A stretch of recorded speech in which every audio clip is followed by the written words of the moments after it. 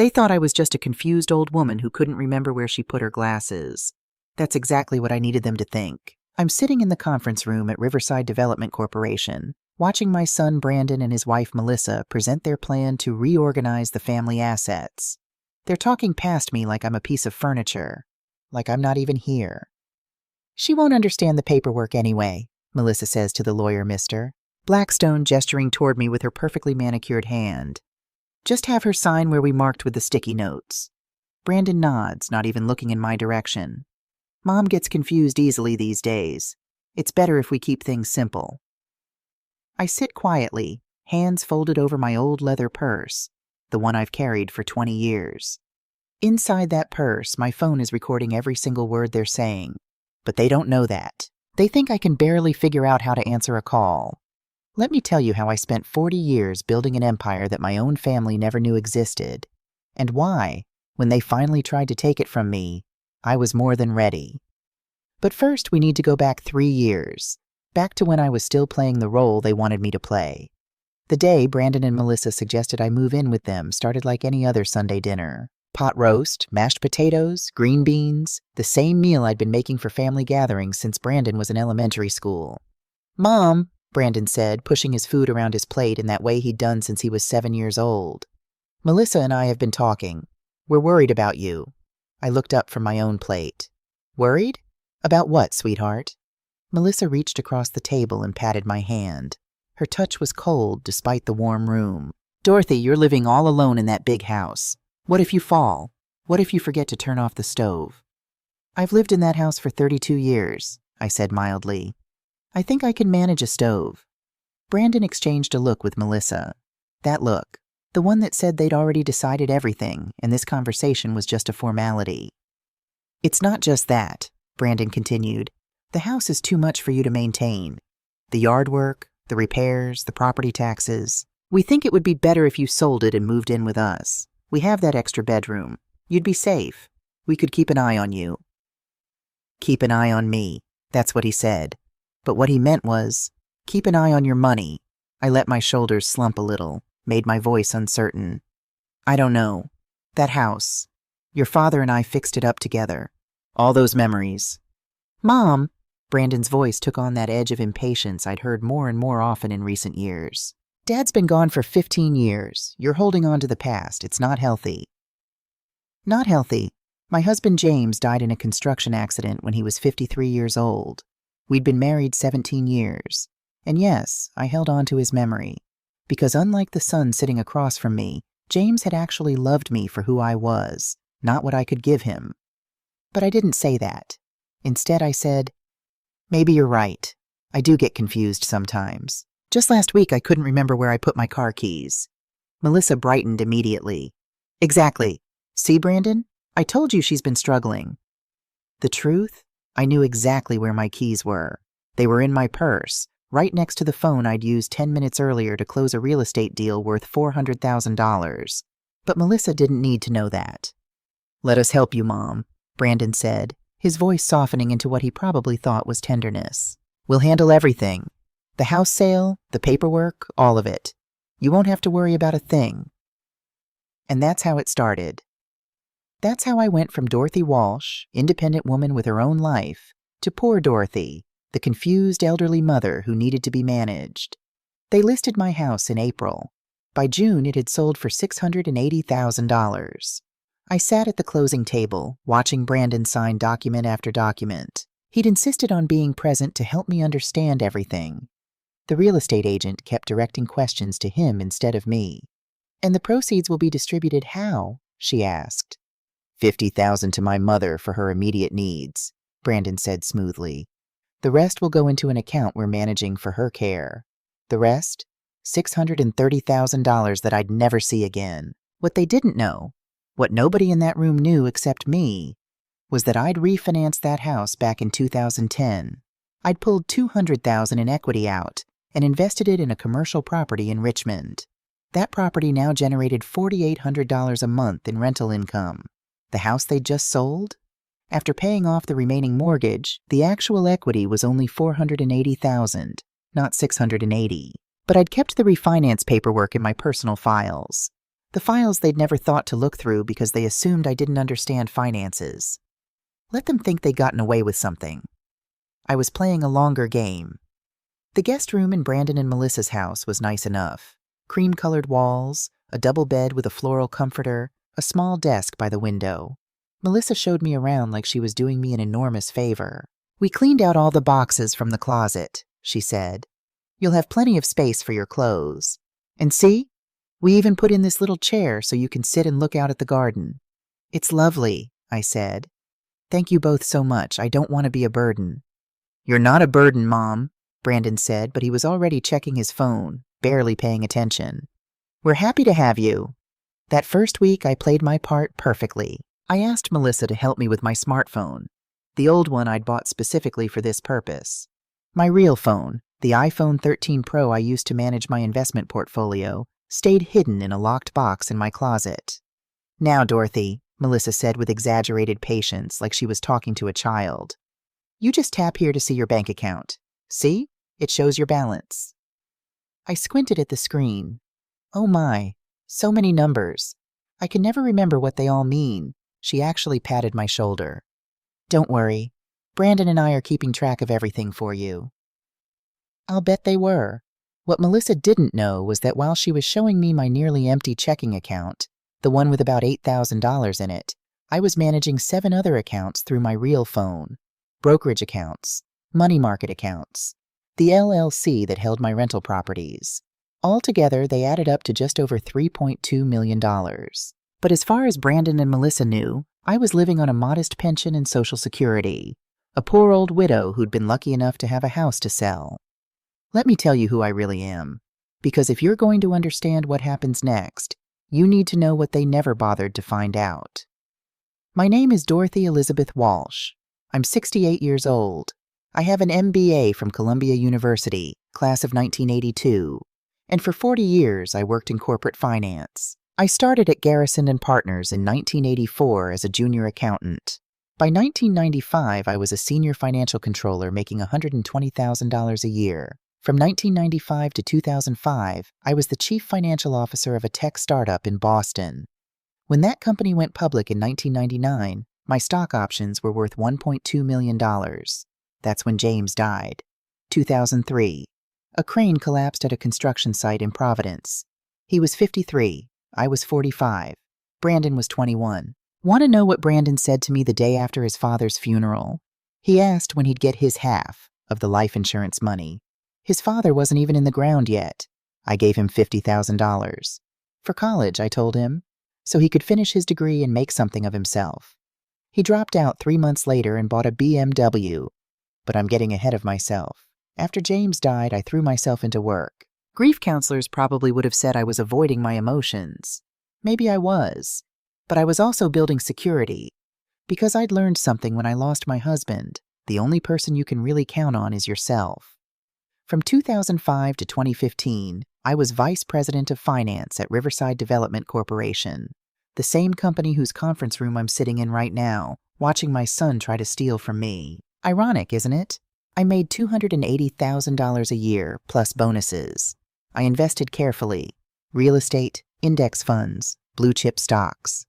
When I retired in 2015 at age 60, my portfolio was worth $2.8 million. But I didn't really retire. I became an angel investor. I'm on the board of 2 companies, under my maiden name, Elizabeth Brennan. I own 4 rental properties through an LLC, and I've been growing my wealth steadily for the past 8 years. The only people who know the truth are my real friends. Not my family.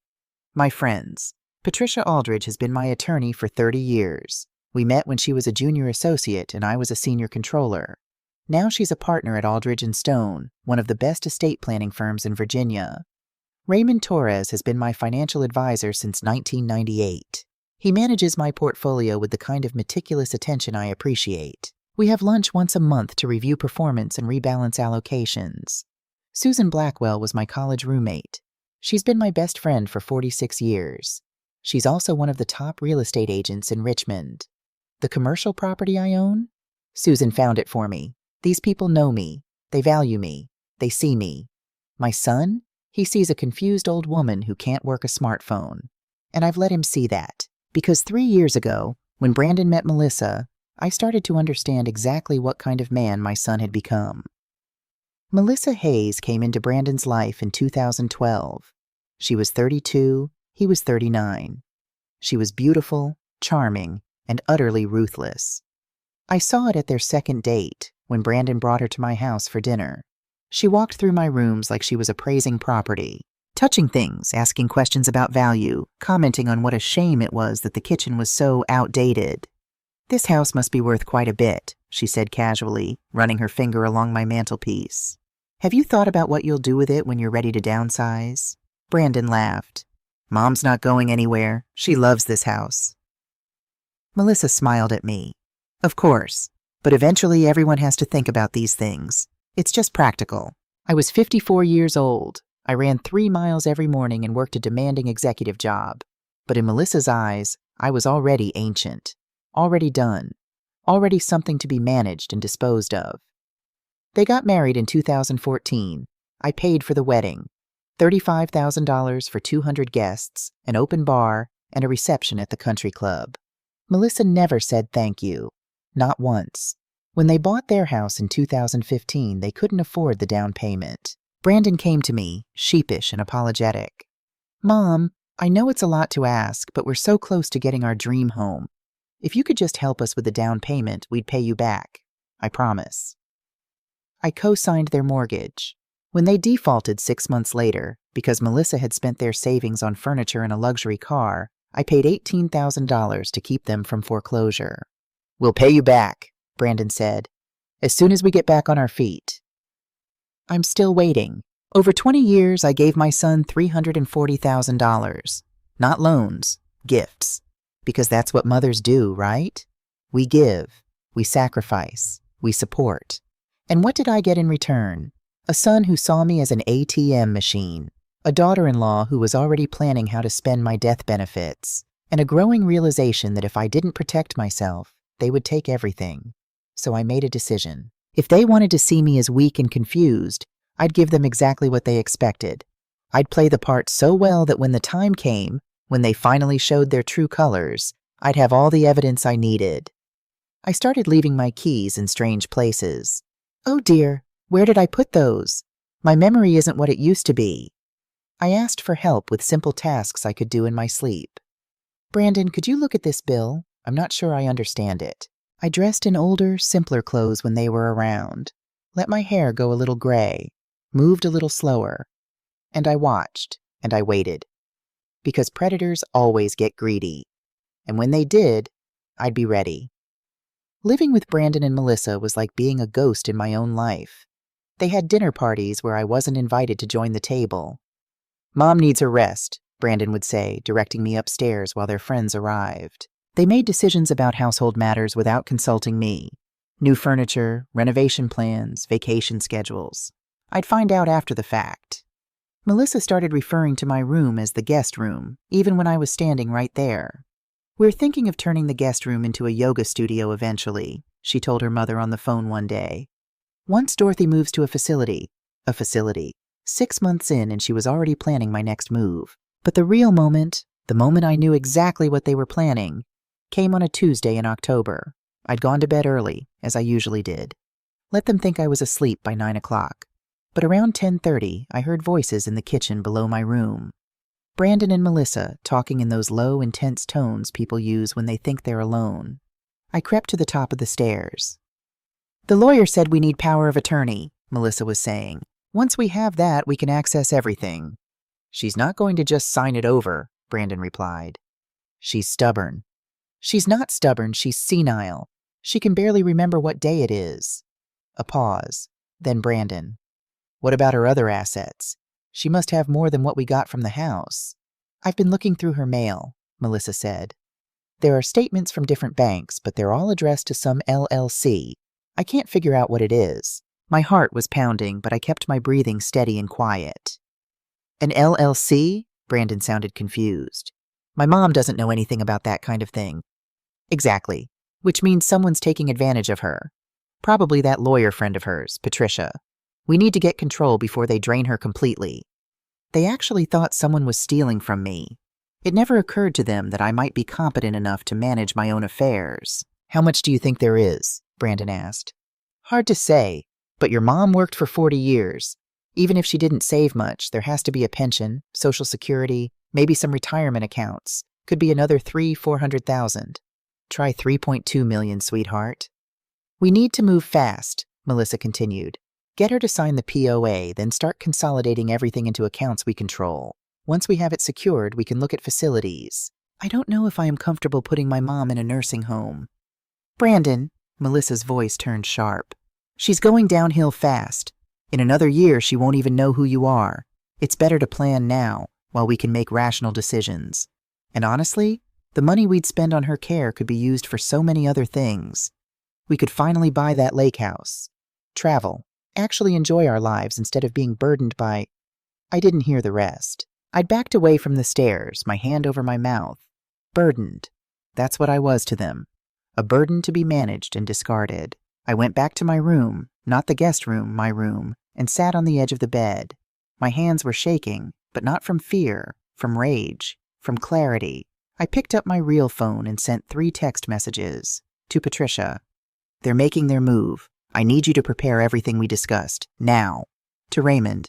"Start the transfers tomorrow. All liquid assets into the trust. They can't know." To Susan. "Emergency lunch Thursday. We need to talk strategy." All 3 responded within minutes, because these were the people who actually cared about me, who saw me as a human being, not a bank account with a pulse. I didn't sleep that night. I sat at my little desk, looking out at the dark garden, and I made my plans. They wanted to take my power? Fine. I'd show them what real power looked like. But first, I needed them to think they'd already won. I needed them confident, careless, so sure of themselves that they wouldn't see me coming until it was too late. So the next morning when I came down to breakfast, I was the perfect confused old lady. "Good morning, dear," I said to Melissa, my voice a little vague. "What day is it? I seem to have lost track." She smiled that plastic smile. "It's Wednesday, Dorothy. Would you like some oatmeal?" "Oh yes, that would be lovely. You're so good to me." And while she turned away to fix my breakfast, I caught my reflection in the window. For just a moment, I let myself smile. A real smile. The smile of a woman who knows exactly what she's doing. They thought they were hunting me. They had no idea they'd already walked into the trap. 3 weeks after I overheard that conversation, Brandon and Melissa invited guests for Sunday dinner. Not friends. Family. Specifically Melissa's parents, Richard and Carol Hayes. I'd met them twice before. Richard was a retired investment banker, the kind of man who wore expensive watches and talked about his golf handicap. Carol was quiet, nervous, always deferring to her husband. They'd been married 42 years, and in all that time I don't think Carol had made a single decision without Richard's approval. "Mom," Brandon said that morning, "we need to talk to you about something important. Melissa's parents are coming over and we're going to discuss some financial planning. For your future." I was sitting at the kitchen table with my morning coffee, decaf, they'd switched me to decaf without asking, and the newspaper. I looked up with what I hoped was mild confusion. "Financial planning? But I don't have much to plan with, dear." Melissa exchanged a glance with Brandon. "That's exactly why we need to talk, Dorothy. We want to make sure you're protected, taken care of." Protected, that word again. Richard and Carol arrived at 1 o'clock. Richard immediately took over the living room like he owned it, settling into Brandon's chair with a glass of bourbon. Carol perched on the edge of the sofa, hands folded in her lap, eyes darting between her husband and her daughter. I noticed she looked tired. More than tired. Defeated. "Dorothy!" Richard boomed, as if volume made up for sincerity. "Good to see you. Brandon and Melissa tell me we're here to discuss your estate planning. Smart thinking. Can't be too careful at your age." At my age, I was 68. Richard was 71. We sat around the dining room table. Brandon had printed out documents, a stack of them, with sticky notes marking where I was supposed to sign. I didn't put on my reading glasses, just squinted at the papers like they were written in a foreign language. "What is all this?" I asked. "Mom, it's just some paperwork to make things easier," Brandon said. His voice had that false patience that made my teeth ache. "This first one is a power of attorney. It means I can help you with financial decisions." "Help me?" I repeated slowly. "Make decisions for you. Melissa corrected, then caught herself. I mean, help you make decisions when things get confusing. Richard leaned forward. Dorothy, let me be frank. I've seen this situation dozens of times in my career.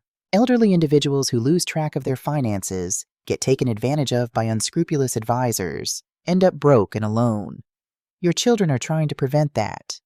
I blinked at him, let my hand shake a little as I reached for my water glass. I have advisors? Exactly. Richard slapped the table. You don't even remember. That's why this is so important. Brandon will become your legal representative. He'll have full access to your accounts, your investments, everything. He can make sure no one's stealing from you. The irony was so thick I could taste it. And this document? I pointed to another page. That's a trust, Melissa said. It puts all your assets into a legal structure with Brandon as trustee. It's for your protection. Brandon slid a third document toward me. And this is a healthcare directive. It makes Melissa your medical decision maker, in case something happens and you can't make decisions yourself. I looked at that one for a long moment. Medical decision maker, the person who could decide if I lived or died, if I needed treatment or comfort care, if I stayed home or went to a facility. There's one more, Brandon said, his voice dropping slightly, like he knew this one was pushing too far. This is a gift document. It transfers $50,000 to us for caregiving expenses, for the time we spend managing your affairs. $50,000 for 6 months of letting me live in their guest room.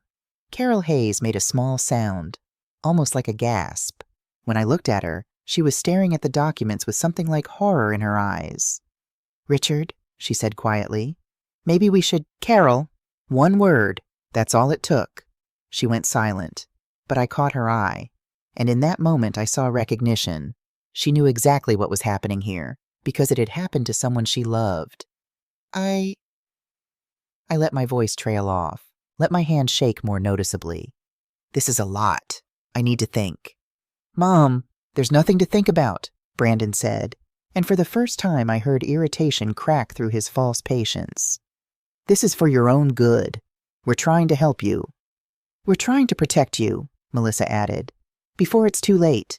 Before it's too late. Before I died, she meant. Before they lost their chance to control everything I'd spent a lifetime building. I picked up the pen. They all leaned forward slightly. And I signed. Every document. Right where the sticky notes indicated. But I signed with my left hand. Made my signature shaky, illegible. Got the date wrong by 2 years. Did everything possible to make those documents legally invalid while making it look like simple confusion. There, I said softly. Is that right? Brandon grabbed the papers, scanning them quickly. I saw his brow furrow as he looked at the signatures, but Melissa put her hand on his arm. It's fine, she said. She signed them. That's what matters. After Richard and Carol left, Carol giving me one long, troubled look over her shoulder, I went upstairs. Told them I needed to rest, that I was tired. I wasn't tired. I was calculating. I lay on my bed with my real phone, texting Patricia. They had me sign POA, trust documents, healthcare directive, and a $50,000 gift. I made sure every signature is invalid. How long until they try to use them? Her response came immediately. They'll take them to the bank within a week. The bank will flag the inconsistent signatures. That's when they'll get desperate. Be ready. I was ready. I'd been ready for 3 years. That night I heard them celebrating downstairs, champagne bottles popping, Melissa's laughter. Brandon saying, "We did it, finally." What they didn't know was that my phone, hidden in my purse on the hall table, had recorded the entire conversation. Every word about managing my affairs and protecting me and caregiving expenses. In Virginia, you only need one-party consent to record a conversation, and I was definitely one of the parties. Their version. Monday morning, Brandon took the documents to First National Bank. I know because Melissa told her friend on the phone later while I was napping. The bank officer seemed concerned, Melissa said, her voice tight. She said the signatures looked inconsistent. Can you believe it? We're trying to help Dorothy, and they're making it difficult. Her friend must have asked something because Melissa laughed. Of course she's declining. You should see her. She can't even remember what day it is. The bank just has to process the paperwork. Brandon's her son. They can't refuse him. But they could. And they did. My version. Monday morning, while Brandon was at the bank, I was in Richmond meeting with Patricia at her law office. "Let me see the copies," Patricia said. I'd photographed every document before they took them. Smartphones are wonderful things when you actually know how to use them. Patricia spread the images across her desk, examining them with a magnifying glass. After a moment, she smiled. "Dorothy, these signatures are beautiful, clearly made by someone in distress or confusion. And look, you dated this 1/2021 instead of 2023. Perfect. Will they hold up? In court? No chance. But they don't know that. They think they have legal authority over your assets. Let them try to use it. Every attempt they make is evidence of their intent." "How long do we wait?" Patricia leaned back in her chair. "Let's give them enough rope to hang themselves. Meanwhile, we move your assets into protected structures. They can't steal what they can't find." We spent 3 hours that afternoon restructuring everything. My investment accounts were transferred to a trust, the James Walsh Memorial Foundation. Patricia, Raymond Torres, and Susan Blackwell were named as trustees. Brandon wasn't mentioned anywhere. The trust was irrevocable, meaning even I couldn't access the principal without the other trustees' approval. It was locked down tighter than Fort Knox. My 4 rental properties were transferred to a new LLC, Walsh Property Holdings. On paper, I was listed as the property manager, not the owner. The actual owner was the James Walsh Memorial Foundation. By the end of the day, $3.2 million had vanished from every account Brandon and Melissa knew about. "What about the bait?" I asked Patricia. She grinned. "We'll leave $50,000 in your old checking account. Let them think that's all you have. It'll make them desperate. Desperate people make mistakes." Their version. Brandon came home furious Tuesday evening. "The bank still hasn't processed the POA," he told Melissa. I was in the kitchen, supposedly making tea, actually listening to every word. "They want to verify with Mom directly.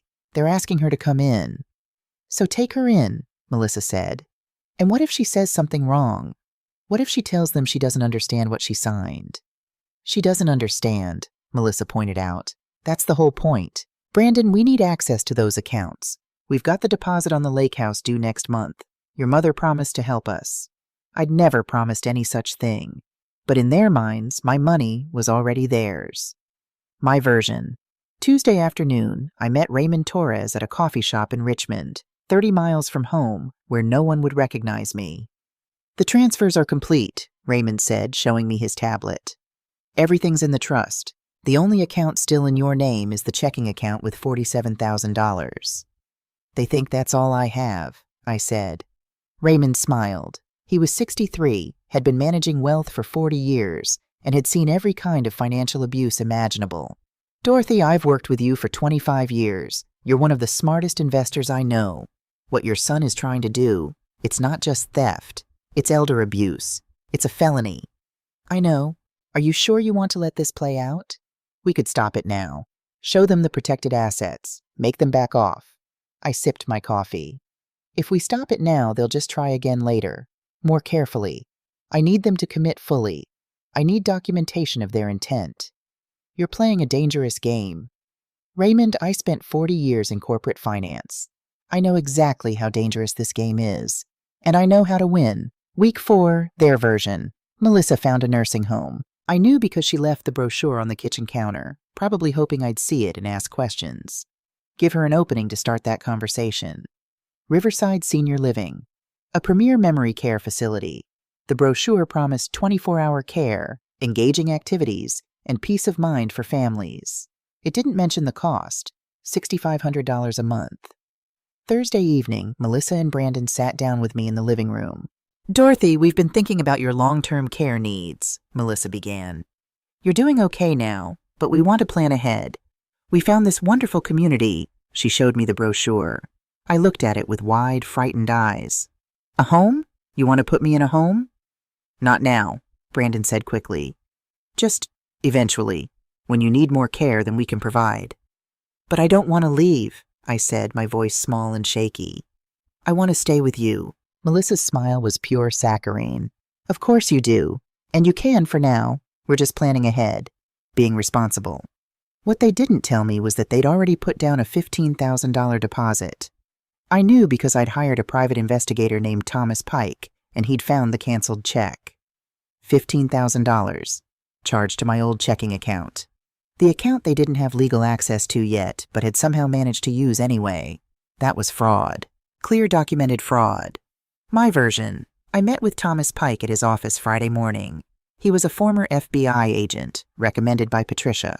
60 years old, gray hair, sharp eyes that didn't miss anything. "Your son and daughter-in-law are spending money they don't have," he said, sliding a folder across his desk. "They've got $78,000 in credit card debt.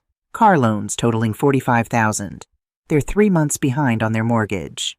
I opened the folder. Bank statements, credit reports, transaction histories. All perfectly legal to obtain. Thomas had his sources. "They're living on borrowed time," Thomas continued. "Their combined income is about $96,000 a year. Their expenses are closer to $140,000. They've been covering the gap with your money." "Show me." He pulled out a spreadsheet. It was damning. Every time they'd been short on bills, I'd covered it. Every emergency, car repairs, medical bills, home improvements, I'd paid for. Over 3 years, they'd extracted not just the obvious amounts, but steady, consistent money they'd disguised as helping me with groceries, or paying for my medications, or covering utilities. "They owe you $340,000, Thomas said, not counting the house sale proceeds they kept." I sat back. $340,000, plus the $630,000 they'd pocketed from my house. Nearly $1 million, taken from me in small, calculated bites. "Can you prove it?" I asked. "Every transaction is documented. I can testify to all of this in court." "Good. Keep watching them. I want to know every move they make." Week 8, their version. The bank finally scheduled an appointment for me to verify the POA documents. Brandon was nervous. I could tell by the way he kept checking his phone, pacing the kitchen. "Mom, when we go to the bank tomorrow, just answer their questions simply," he coached me. "If they ask if you understand the POA, say yes. If they ask if you want me to help manage your money, say yes. Can you do that?" I nodded slowly. "I think so. What's a POA again?" He closed his eyes briefly like he was praying for patience. "It's a power of attorney, Mom.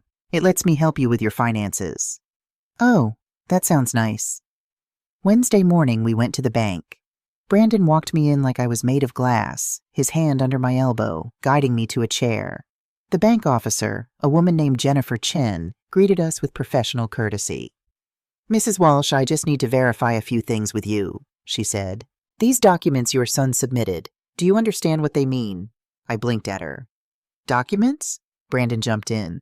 "The power of attorney, Mom. Remember? We talked about this." "Oh, yes. Brandon helps me with money things. I get confused." Jennifer Chen's eyes sharpened. "Mrs. Walsh, do you understand that this document gives your son legal authority to access and manage all of your financial accounts?" "My accounts?" I looked at Brandon. "How many accounts do I have?" "Mom, you have your checking account and savings. Nothing complicated."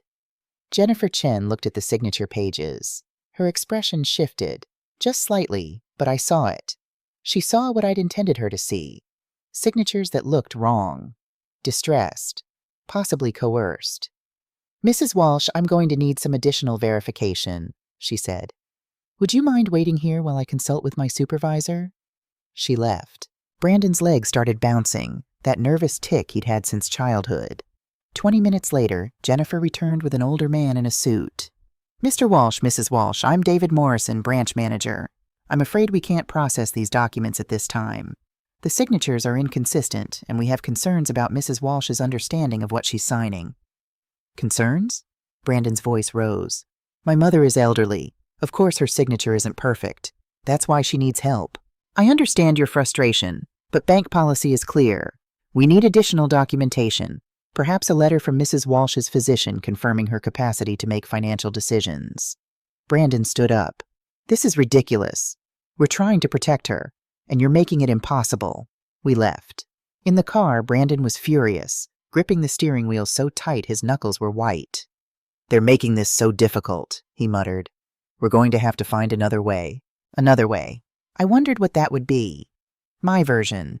What Brandon didn't know was that Jennifer Chen had called Patricia Aldridge before that meeting. Patricia had explained the situation, explained that I was competent, that the documents were intentionally signed incorrectly, and that we were building a case against my son. The bank was now watching every transaction on my accounts. Any attempt by Brandon or Melissa to access them would be flagged immediately and documented. After the bank, Brandon dropped me off at home and went to work. I waited 30 minutes, then called a car service. I met Patricia, Raymond, and Susan at Patricia's office. "They're getting desperate," Patricia said. "The bank rejection will force them to try something else." "What's next?" I asked. "They'll either try to get a doctor to declare you incompetent, or they'll attempt to access your accounts without authorization. Either way, we'll have them." Susan squeezed my hand. "Dorothy, are you sure you want to keep pushing this? It's not too late to just cut them off, protect your assets, and walk away." I thought about that, about taking the easy road, protecting my money and myself, but letting Brandon and Melissa walk away without consequences. Then I thought about the next elderly person they'd target, because people like them don't stop. They find new victims. "No," I said. "We finish this." Week 10, their version. I accidentally left my old bank book on the kitchen counter, the one for my checking account. Melissa found it within an hour. I knew because I heard her gasp from where I was sitting in the living room. "Brandon," she called. "Come here." I stayed very still, listening. "What?" "Look at this. This is Dorothy's bank balance. $47,000, that's it. That's all she has." Silence. Then Brandon. "That can't be right. She worked for 40 years. She must have retirement accounts, investments, something. This is all I can find. Brandon, what if there really isn't more? What if we've been counting on money that doesn't exist?" I could hear the panic in her voice. They'd been spending in anticipation of inheriting my wealth. They'd put deposits on houses, taken vacations, bought new cars. All on credit, expecting to pay it off with my money. Money that, as far as they knew, was almost gone. "Check her mail again," Brandon said. "There have to be other statements." But there wouldn't be, because all my other accounts were now paperless, sent to an email address they didn't know existed, for a trust they'd never heard of. My version. That evening I met with Carol Hayes, Melissa's mother. She'd called me 2 days earlier, her voice shaking. "Dorothy, we need to talk. Somewhere private. Somewhere they won't know." We met at a small cafe in Petersburg, 40 miles from home. Carol looked like she'd aged 10 years since I'd last seen her. Her hands shook as she held her coffee cup. "I need to tell you something," she said. "About Melissa. About what she did." I waited. 3 years ago, my mother was diagnosed with early dementia. She was 79, still functional, still living independently, but starting to struggle. Melissa convinced her to sign over power of attorney, said she'd help manage her affairs. Carol's eyes filled with tears. Within 6 months, my mother was in a memory care facility. All her accounts were drained. Her house was sold. Melissa said the money went to care expenses, but the numbers never added up. By the time my mother died, there was nothing left, not even enough for a proper burial.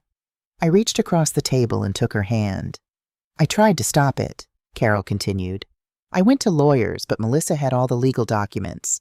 Everything looked legitimate. Richard said I was being paranoid, that Melissa was just being practical. He always takes her side." "Why are you telling me this now?" "Because I saw those documents at your house. The POA, the trust, the healthcare directive. It's the same pattern. Dorothy, my daughter is going to do to you what she did to my mother." "I know," I said softly. Carol looked up sharply. "You know?" "I know exactly what they're planning, and I'm going to stop them." "How?" I smiled. "Carol, would you be willing to testify about what happened to your mother?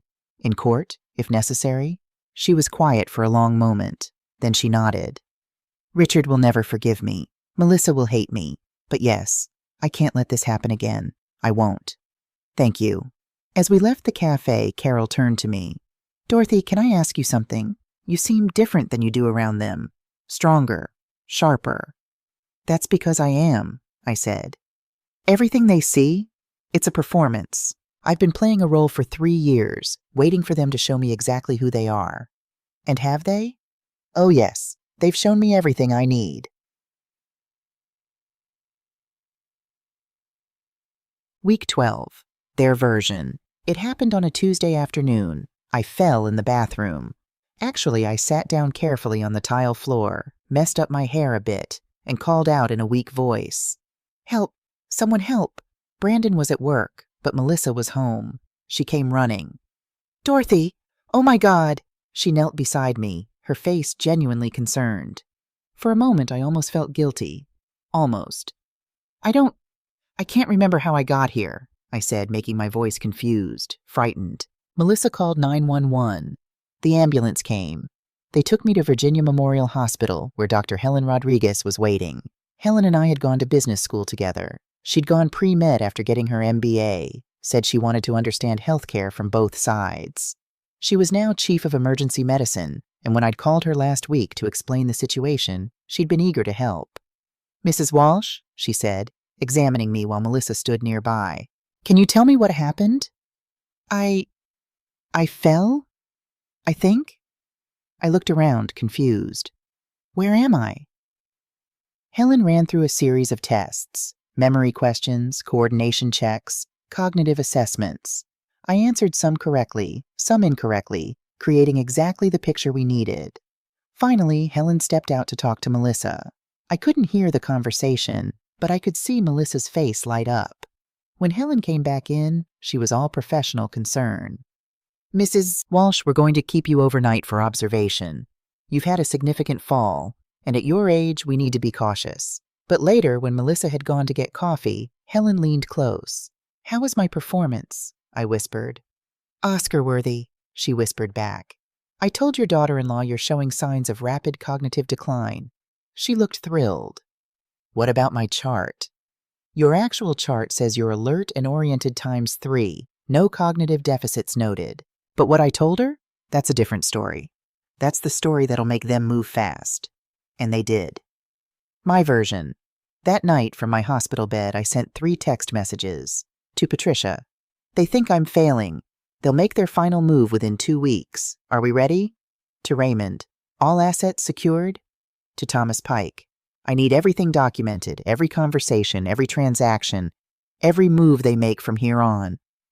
All 3 confirmed. The trap was set. All that was left was to wait for them to walk into it. And on Wednesday morning, when Melissa brought Brandon to the hospital and I heard them talking in the hallway about moving forward with placement and accessing the accounts before it's too late, I knew the wait was almost over. They thought they were so close to winning. They had no idea the game was already over. I was released from the hospital Thursday morning. Brandon and Melissa picked me up, all solicitous concern and gentle hands guiding me to the car. "How are you feeling, Mom?" Brandon asked. "Tired," I said. "So tired. What happened again?" They exchanged that look, the one that said, "See, she's worse than we thought." On Friday morning, a package arrived by courier, official looking, from the Virginia Beach County Court. Brandon signed for it while I was supposedly napping. I heard him tear it open.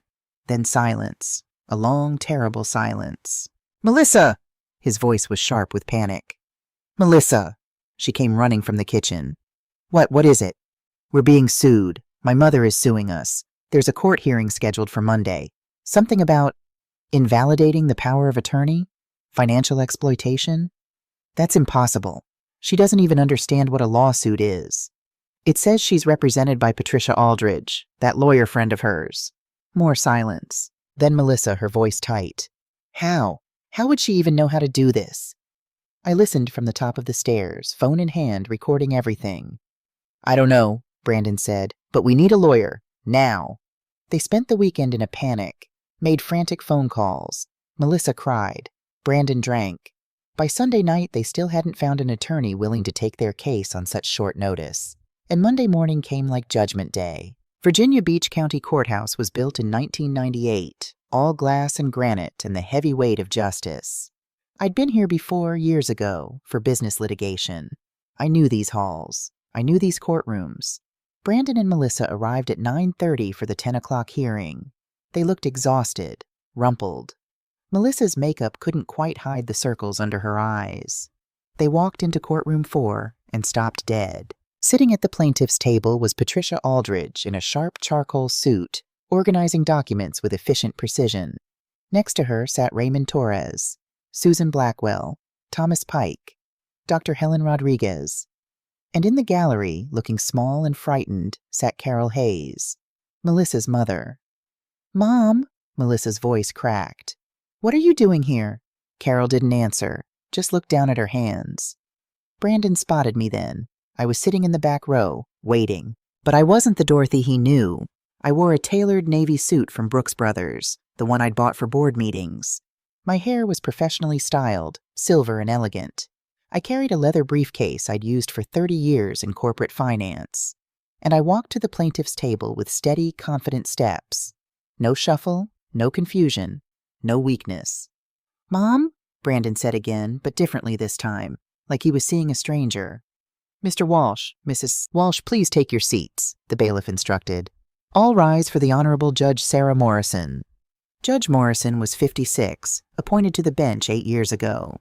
Patricia had told me about her, a no-nonsense jurist with a particular distaste for elder abuse cases. "Please be seated," Judge Morrison said, reviewing the documents in front of her. "This is a hearing regarding petition to invalidate power of attorney and request for protective order in the matter of Dorothy Walsh versus Brandon Walsh and Melissa Walsh. Mrs. Aldridge, you represent the petitioner?" Patricia stood. "Yes, Your Honor. We have substantial evidence of attempted financial exploitation of my client, Dorothy Walsh, by her son and daughter-in-law." "Your Honor," Brandon stood up, his voice shaking. "This is a misunderstanding. We were trying to help my mother. She's been having memory problems. Mr. Walsh, you'll have your opportunity to speak. Sit down." Judge Morrison's tone left no room for argument. "Mrs. Aldridge, proceed." Patricia nodded to me. I stood and walked to the witness stand. The clerk administered the oath. "Do you swear to tell the truth, the whole truth, and nothing but the truth?" "I do." Patricia approached. "Mrs. Walsh, please state your name and age for the record." "Dorothy Elizabeth Walsh. I'm 68 years old. And what is your educational background?" "I have a bachelor's degree in business administration from Boston University and an MBA from Columbia University School of Business, class of 1982. I heard Melissa gasp. Brandon's face had gone white. "And your professional background?" "I worked in corporate finance for 40 years. I started at Garrison & Partners in 1984 as a junior accountant. By 1995, I was a senior financial controller. From 1995 to 2005, I was chief financial officer of a technology startup in Boston. From 2005 until my retirement in 2015, I was vice president of finance at Riverside Development Corporation." Judge Morrison looked up sharply. "The same Riverside Development Corporation that's located here in Virginia Beach?" "Yes, Your Honor."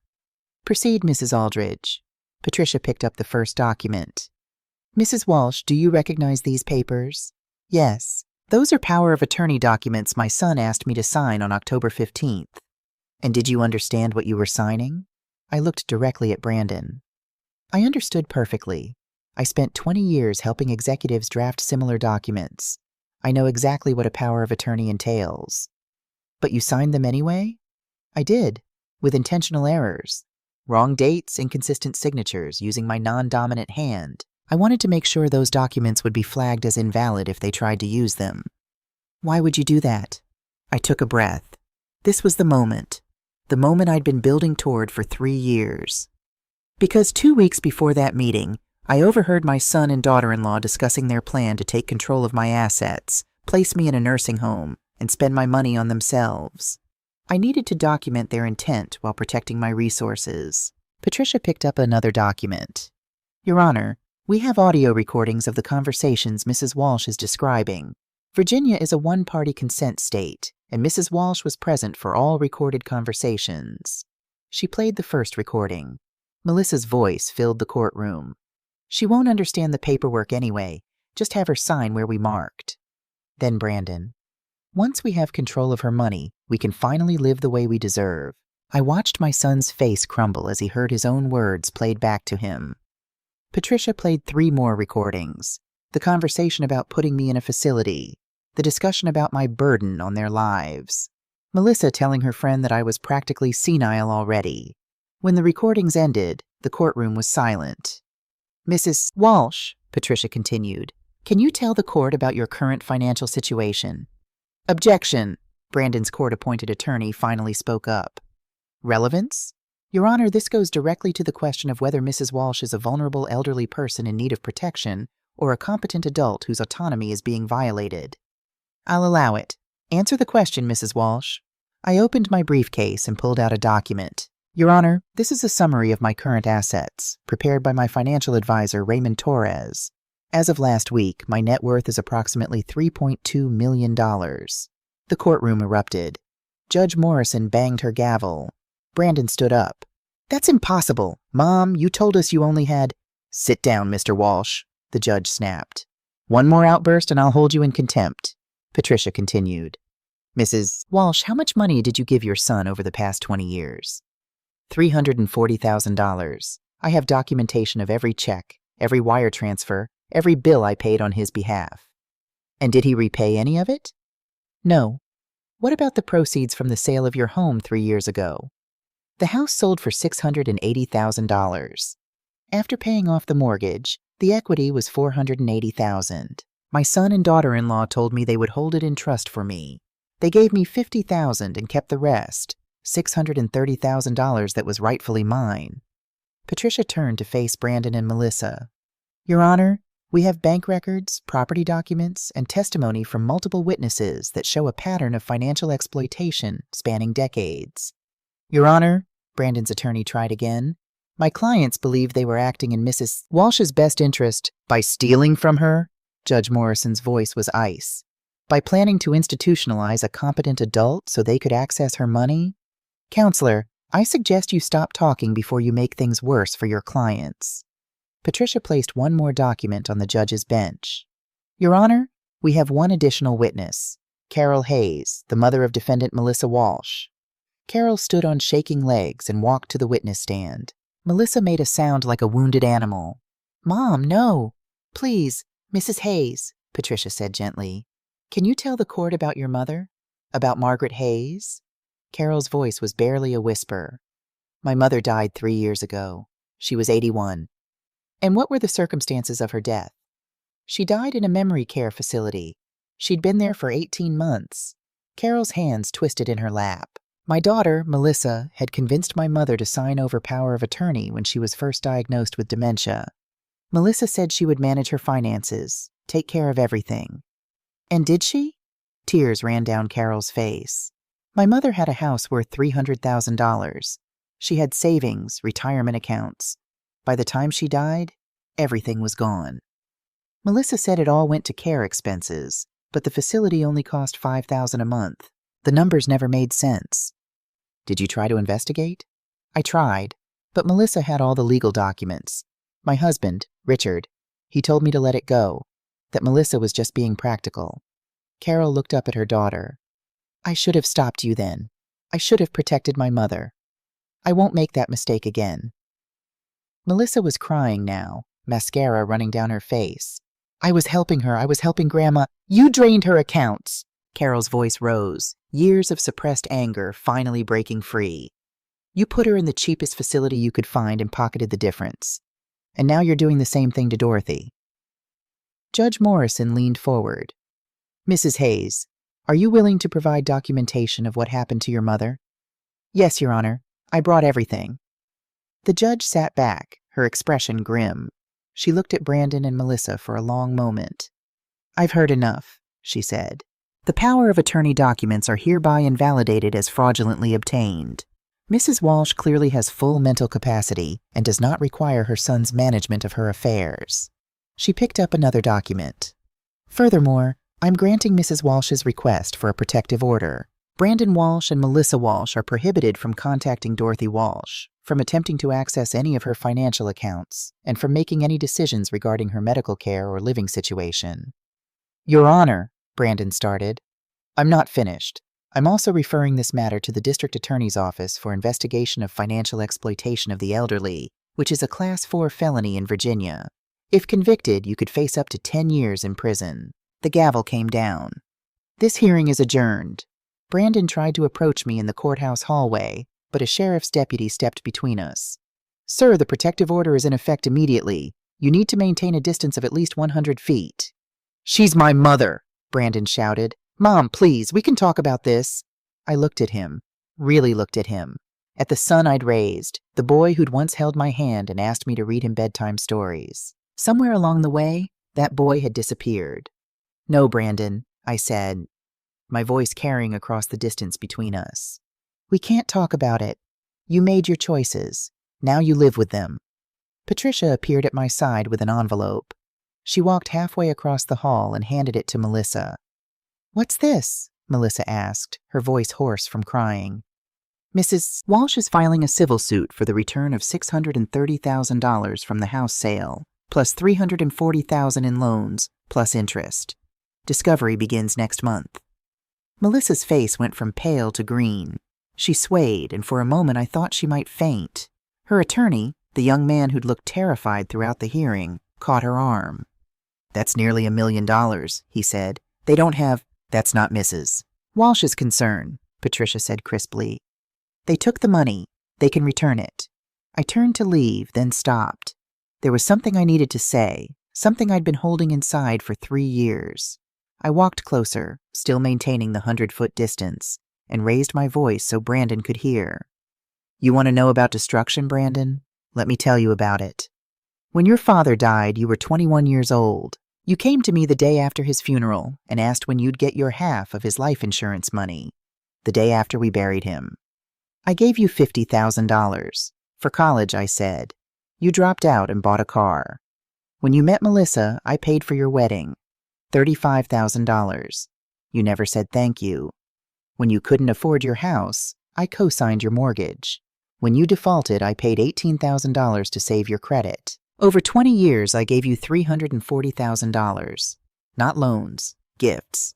Because you're my son, and that's what mothers do. And what did you do? You tried to take the rest. You wanted to lock me in a nursing home and drain the accounts I spent 40 years building. You didn't destroy me, Brandon. You destroyed yourself. The son I raised would never do this. The man standing in front of me? I don't know who he is. My voice broke on those last words. Just for a moment, I let him see the pain, the grief of losing a child who was still alive. Brandon was crying openly now. I'm sorry, Mom, I'm so sorry. It was Melissa, she... No, I cut him off. You don't get to blame your wife. You're a 42-year-old man who made your own choices, and now you get to live with them. I turned away and walked toward the exit, Patricia at my side. What happens now? Brandon called after me. I stopped at the door and looked back one last time. Now? Now you learn what it's like to build a life without someone else's money. Good luck, son. You're going to need it. As we pushed through the courthouse doors into the bright Virginia sunshine, I heard Melissa's voice, sharp and accusatory. Did you convince her to drop the charges?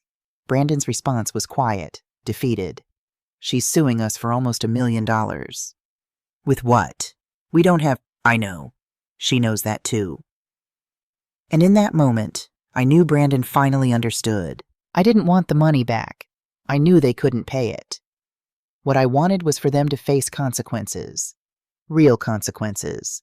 The kind that couldn't be solved with someone else's checkbook. 6 months later, the apartment I bought is on the 14th floor of a high-rise overlooking the Chesapeake Bay. Floor-to-ceiling windows, modern kitchen, 2 bedrooms, one for me, one for the office where I manage my investments and serve on 2 corporate boards. I'm sitting at my desk on a Wednesday afternoon when the news comes on. Local channel, human interest segment at the end. Brandon Walsh and Melissa Walsh were sentenced today to 18 months probation and ordered to pay restitution in what prosecutors called a calculated attempt to exploit an elderly family member. The couple will also be required to complete 200 hours of community service at senior centers, where they'll be educated about elder abuse prevention. I watch my son's face on the screen as he leaves the courthouse. He looks older, harder, but also maybe a little wiser. The civil suit is ongoing. Their house went into foreclosure. They couldn't make the payments without my money. They're living in a 2-bedroom apartment now. Brandon works 2 jobs. Melissa finally got employment at a retail store. They'll be paying me back for the rest of their lives, probably longer. But that's not why I did it. My phone rings. I almost don't answer when I see it's from a payphone. Brandon can't call me directly because of the protective order. But curiosity wins. It's a voicemail. I listen. Mom? His voice is rough, exhausted. I just want you to know. I get it now. What I did. What I almost did. Melissa and I are divorced. I'm in therapy twice a week. I'm working at a warehouse and teaching night classes at the community college. I'm trying to pay you back. I know it'll take forever, but I'm trying. I don't expect you to forgive me. I don't deserve it. I wanted you to know I'm trying to become someone Dad would have been proud of. Someone you could have been proud of. I love you. I'm sorry I forgot how to show it. I'm sorry I forgot how to see you. The message ends. I sit there for a long moment, staring at my phone. Then I open my laptop and compose an email to Patricia. Put $50,000 in a trust for Brandon. Structure it so he can only access it for therapy, education, or starting a legitimate business. No cash withdrawals, only direct payments to approved vendors. Don't tell him where the money came from. Let him think he has to do it all alone. When he proves he can manage it responsibly, we'll discuss more. Patricia's response comes within minutes. You're too soft on him. I type back, no, I'm his mother. There's a difference. He needs to fall. But I won't let him break. Not completely. I hit send, then close the laptop. Outside my window, the sun is setting over the bay, painting the water gold and crimson. Tomorrow, I have lunch with Susan and Patricia. Friday, there's a board meeting for one of the companies I invested in. They're going public next quarter, and my shares will be worth considerably more. Saturday, I have a date. His name is Frank Morrison, no relation to the judge. He's 71, a retired architect who volunteers at the community garden where I've been working. He asked me out after we both laughed at the same joke during the garden club meeting. We're going to dinner and a concert. At 68, I'm finally learning what it feels like to be valued for who I am, not what I can provide. My phone buzzes. A text from Carol Hayes. Thank you for giving me the courage to tell the truth. Richard and I are in therapy. It's hard, but it's good. You showed me it's never too late to stand up for what's right. I text back. Thank you for standing with me. That took real courage. Another text appears, this one from Raymond. Quarterly portfolio review. Your real estate holdings are up 7%. The tech stocks are performing well. You're on track to hit $3.5 million by year end. Numbers, security, independence. But more than that, respect, agency, the right to make my own choices and live my own life. I think about Brandon's voicemail, about the years of pain and anger and betrayal that brought us to that courthouse, about the son I lost and the man he might still become. And I think about what I said to him that day. They spent years looking past me. I used that time well. It's true.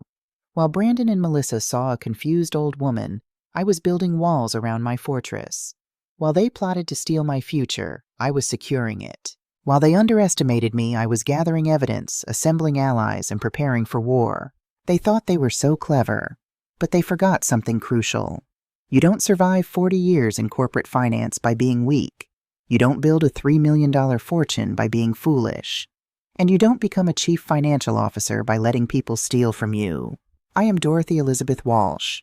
I have an MBA from Columbia. I was CFO of a major firm. I've sat on boards and managed budgets and negotiated contracts that would make your head spin. And yes, I'm 68 years old. I'm a widow. I'm a mother who lost her son long before that courtroom. But I am not weak. I am not confused. I am not a victim. I am exactly who I always was. Smart, capable, and unwilling to be diminished by anyone's limited vision of who I should be. They spent years looking past me. I used that time well. And now I'm finally visible, on my own terms. I turn back to my computer and pull up the foundation I've been working on, the James Walsh Memorial Foundation. It provides scholarships for women over 50 who want to return to school. It funds financial literacy programs for seniors. It supports legal aid for elder abuse victims. My $3.2 million will do more good than Brandon and Melissa ever imagined possible. Not hoarded away for their lake house and vacations, but invested in people who've been overlooked and underestimated. People like me. The sunset fades to twilight. I pour myself a glass of wine, a nice Pinot Noir, not the cheap stuff Melissa used to buy, and step out onto my balcony. The bay stretches out before me, vast and beautiful and full of possibility. And I realize something. I'm not angry anymore. I'm not hurt. I'm not grieving for the relationship I thought I had with my son. I'm free. Free to live the life I built. Free to make my own choices. Free to be seen, really seen for who I actually am. They thought they could make me disappear. Instead, they disappeared from my life, and I've never been more visible.